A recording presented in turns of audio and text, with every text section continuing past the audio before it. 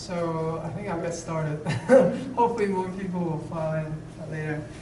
So today, the two lectures that I'm going to give, they're kind of connected to each other. Because I wanted to give you guys more of a coherent thing instead of just two separate stories. In the morning, I want to talk about the more human level, which is an important concept, especially for those of us who are studying medical-related fields. And that is, how do people learn to fear, and how do we get rid of fear?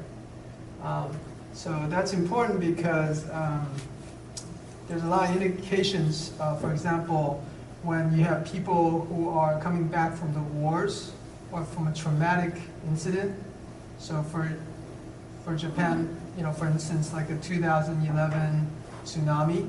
So after that traumatic event, there's a lot of bad memories that were formed, very traumatic memories. You know, people dying, people getting injured, you know, rescuing, things like that, that forms a very deep impression in our minds. So the question is, how do we basically remediate those memories, right? So how do you, like how do you make them better, right? So that's the first part. And the second part is also related because the second part I'm going to talk more about movement control. So the relationship is there is in talking about movement is to talk about diseases of the motor system as well. So this afternoon I will talk about people who cannot make certain kinds of movements, and we talk about how also medical sciences come up with methods for also remediating that as well. So there is the story in the second half will be more about learning, about movement control and learning how to, learning about the circuit that copes with that, and then how we modify that circuit. And then in the morning, it's actually the similar thing. It's actually, I will show you that both fear and extinction of fear involve a specific circuit in the brain which you remediate also. Okay, so hopefully it will be engaging. I will try to be as relaxed as possible. So if you guys have any questions at all, you can just raise your hand, and you know, or even not raise your hand. You can just yell it out. Actually, so I like to have a good discussion. Okay. All right. So let me first talk about why it's important, because I think that's the most important thing is why are we studying this? So the reason fear is important in the real world is that what I was saying before about traumatic experiences, that's one thing, right? So if you have really bad things that happen to you, like your airplane got hijacked, you get into a car accident, things like that. Those are big traumatic events. So here I have an example that kind of illustrates that, right? So say you're a person who lives in this neighborhood right here, okay? Howard's Hill, okay? And then usually you walk to work, you know, crossing this area down to this place, right? It's kind of hard to see, but now one day when you take this route, okay, so you cross this area that you previously didn't know. Now we know that human beings and also animals have this map of the world that's actually stored in their brain in this area called the hippocampus. And we know that if, in the case that every time you went over to this particular area, some danger was lurking there, right? So in Japan, you're probably not going to have people who look like this, right? But in America, this is actually, you know, I wouldn't say it's common, but it's definitely possible, right? If you live in like Chicago or New York, right? People who are, you know, gang members and things like that, maybe they don't necessarily look like this, but they will be a source of danger, right? It's like, give me your money, right? Like that kind of thing. So in this example, every time you get to that particular place, there's a certain house in a certain place. You know, say there's a river that runs across, you know, whatever. and you remember that place as being associated with this bad person who wants your money, or whatever he wants, okay? So what that means is that you form the memory, is that every time you come across a certain place or you're cued to have a certain impression, you get a sense of danger that causes fear in your brain, right? Causes the expression of fear memory in your brain. So that's why I said actually this is an everyday problem, right? Because these kinds of things happen, in Japan not as much, right? But in America and other places, this is a very, dealing with danger, dealing with traumatic experiences. I think for Japan, maybe something like a car accident, that's very possible. Right? Something happens, and then every time something bad happens, for example, say you got into a car accident where you were turning right, and then the car came out without you seeing. Now, every time you turn right, you're going to be looking over. You're going to have a fear expression, right? Because whenever you did that thing last time, something bad, really, really bad happened. And it causes you to have a big, expression of the emotion, right? One other thing I want to emphasize is that fear, in contrary to what I'm going to talk about in the second half today, about motor learning, in contrary to that, fear is actually very easy to learn, right? Because it's very quick. Because human beings, it's a very heavily fear-driven. As soon as you have something that causes danger, we remember it very, very well. So if you guys remember, actually, you probably here in 2011, right? You probably remembered what you were doing, right, at that time, right? Like those big things that happened. Just the same thing with September 11 in the U.S. People in the U.S. all remember, like the precise moment when September 11 happened, when the plane crashed into New York. It's because fear memory is very strong. So that's why in the first half today, I also going to talk about how do you change the fear, right? Because it turns out learning how to get rid of fear is actually also very difficult because you have to get rid of bad memories. Okay, so hopefully why it's important is being illustrated. So this is what I was just saying. Too much fear can be really bad, right? So for this person right here, because of a car accident, people died, right? So his friends, I don't know, or seriously injured, right? So if you have something like that happens to you, you're going to remember it for the rest of your life, unfortunately, right? So this is why too much fear is also bad, and we want to come up with ways of changing that. And the question is, how do I go about getting rid of fear memories? Okay. So before I go into some of the biology, let me just talk about some of the early attempts by people to think about emotion in general and fear in particular. Okay. Oh, by the way, let me know if I'm going too fast or talking too fast. And if there's anything you don't understand, I kind of have a tendency to speak fast, so I'm going to slow it down, okay, so that everybody can understand. Okay. So some of the early examples of how we think about fear is actually coming from philosophers, because they want to kind of understand what's going on, and also psychologists, right? So first I want to focus over here, over here on the left, right? So this is actually the psychologist William James, right? So if you look at this picture, the stimulus is it's a movie character actually in America. It's called Swamp Thing, and that causes you to have an arousal that leads to fear memory, right? So I think the important thing here, let me just emphasize, is that the early people that thought about emotion in general, they thought of the following. They thought that it isn't the emotion that's causing a body response. It's the body response that leads to emotional expression.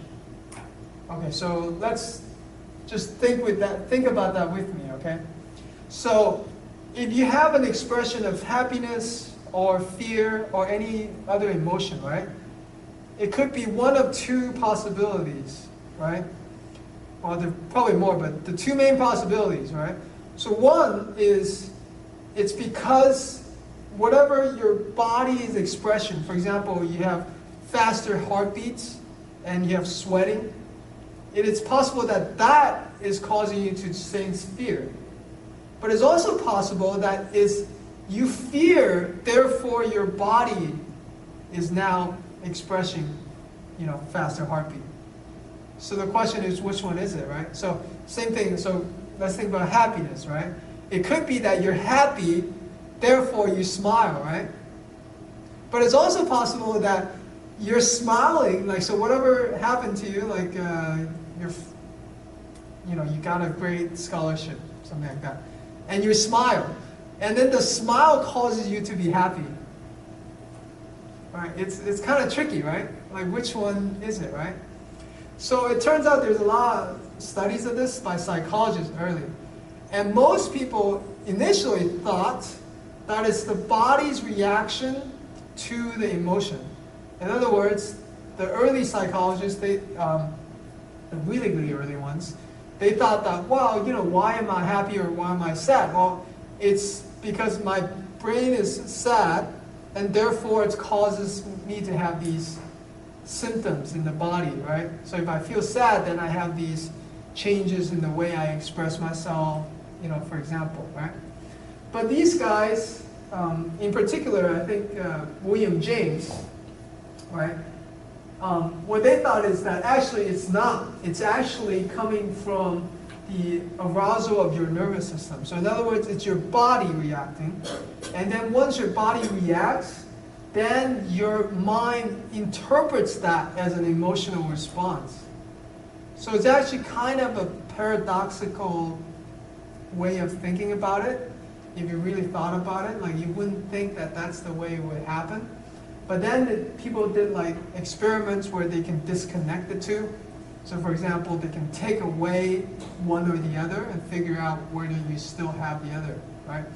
So through those kinds of studies, it's actually kind of well established, and starting from William James, but also, I don't want you to remember too many names, but for example, Papez, so he came up with this Papez circuit, which kind of elaborates on what William James is saying earlier. Okay, I know it's hard to see.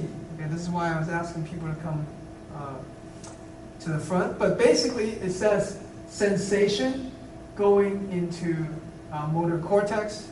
I mean, basically cortex. So sensory into motor, and then that leads to bodily reaction. So what that means is that something happens to you, and then whatever happens to you actually causes you to have this, bodily change. So for example, for fear, you have a no, right? For rats, they go like freeze. For human beings, they go, they sense danger. You have heartbeat, sweat, and it's that thing which causes you to have fear, emotion. Right? It's kind of paradoxical. The reason they know is because later on they kind of went and dissected the circuit, right? So they figured out that it's actually more than just sensory motor cortex. So this is the Papez and others. They saw that you have an emotional stimulus that leads to changes in the thalamus. So you have thalamic.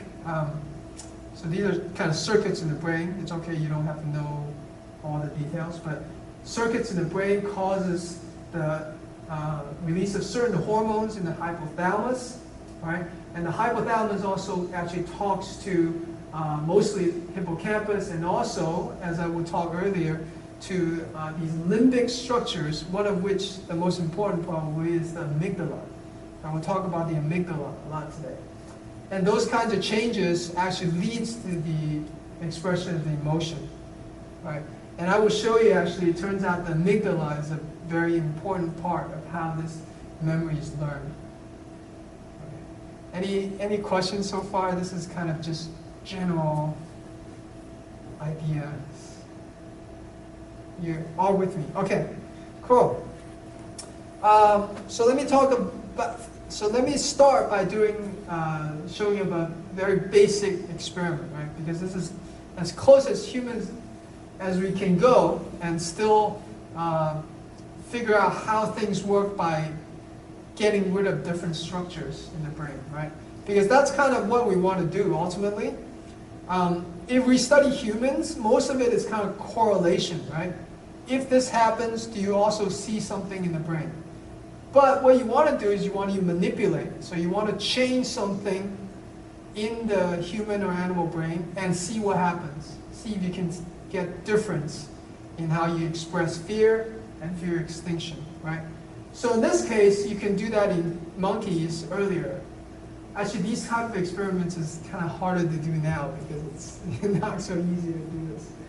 So what these guys saw is basically what they did is they lesioned different parts of the temporal lobes of monkeys, right? So temporal lobe actually is very close to the limbic structures that I was saying. So one of the areas that was lesioned was the amygdala. So what they find in these animals is that first they have these very strange sexual behavior. Basically, they kind of like mate with anything. Like you give them anything that remotely looks monkey or human or whatever, like they kind of, they have aggressive sexual behavior. The other thing is they have this oral fixation, right? So in other words, they try to suck everything. They think everything can be sucked, right? Like the monkey, right? But the important thing is actually, and this is actually not what they were looking for, but they kind of surprisingly found it in some sense, is they saw that these monkeys are not afraid at all. Okay. It's a little bit hard to see, but on this panel actually, what is shown is on the left there's a snake, right? So usually when the monkey is not lesioned, they're afraid of snakes as well as they should, right? Because snakes are usually poisonous. If you get bitten, bad things can happen. But what you can see on the right actually is that when they have this amygdala and also limbic structure, temporal lobe lesion, which means, by the way, lesion means you actually go in there and basically burn those structures in the brain. So you actually kind of get rid of those structures, right, electrically, right? So when those areas are damaged, actually you can see that they're not afraid of snakes anymore, right? They just go, oh, what is this toy? Can I suck it? Right? So it's kind of bad, right? For like, if you think about human beings, so there's also these kind of studies in human beings, but in human beings you can't just go in and lesion them. In human beings there are actually people who have damage because most of the time because of stroke, like heart attack. So if you have a heart attack, you have blood clogged, and then sometimes, once in a while, you would get a human being that's particularly have a damage of the amygdala and the surrounding areas. And those people also have a lack of fear. They can't express fear. It's actually really, we call it English maladaptive, which means it's actually really bad for them. Because they have no idea what's bad, right? They would walk into a neighborhood where there's people with guns and they're not afraid, right? Like at all. So it's actually kind of dangerous, right? I mean, as I was saying earlier, like fear is actually very important for survival. Without it, you go into the same neighborhood and last time you got shot, if you're not afraid anymore, you're gonna get shot again, right? Okay. So so this is one of the early indications, in the 60s and 70s where people thought, oh, okay, wait, this looks like a structure that could be specifically, coding for fear, right? Because if you get rid of it, you don't be afraid anymore, right? Okay. So before I go into the depths of the story, I just want to give kind of also a general story of what's going on. So we know there's a lot of people on Earth. we know that each person has almost as many neurons in the brain, right? 10 to the 11th neuron, 10 to the 10th person. There's actually more neurons in the brain.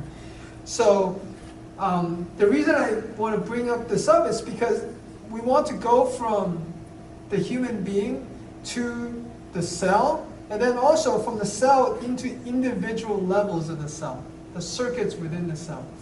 And what I'm going to talk about today is what I just told you about is fear and try to extinguish fear. But in neuroscience, I think the big story within the last 10, 12, 15 years is to understand how that particular behavior is actually encoded in the circuit in the brain. And that's kind of analogous to humans in the world, which you have a lot of behaviors of humans, and then how do the brain cells of each individual person work. So to kind of relate from the very general social dynamic level down to the neural circuit level is where we're trying to go.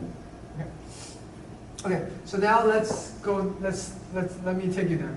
So on the social level, this is what's going on, right? So this is a model for how you can learn fear, okay? And I will also tell you about extinguishing fear. And then later on, I'm going to tell you about the circuit that corresponds to this behavior. And that's going down to the cell level, okay? Okay, so this is one of the first things that people use to study fear. The study that I showed you before with the monkey, you're still just doing lesioning and seeing what's going on. It's not scientifically rigorous like you're going to get here. So here what you do is you present a tone. So most of the time you can study this with humans as well, but a lot of times you do this with animals like rats. Okay. So what you do is you first you present the tone, which in this case is called the conditioned stimulus. Okay, so that's why it's called CS, conditioned stimulus. When you present just the tone by itself, nothing happens, right? The animal is just observing, right? So at that point, the tone is just neutral. There's not much going on. Now, what you can do in the training phase is you can present the tone along with the shock. The shock is known as the US, which is the unconditioned stimulus. It's unconditioned because when the shock occurs, it automatically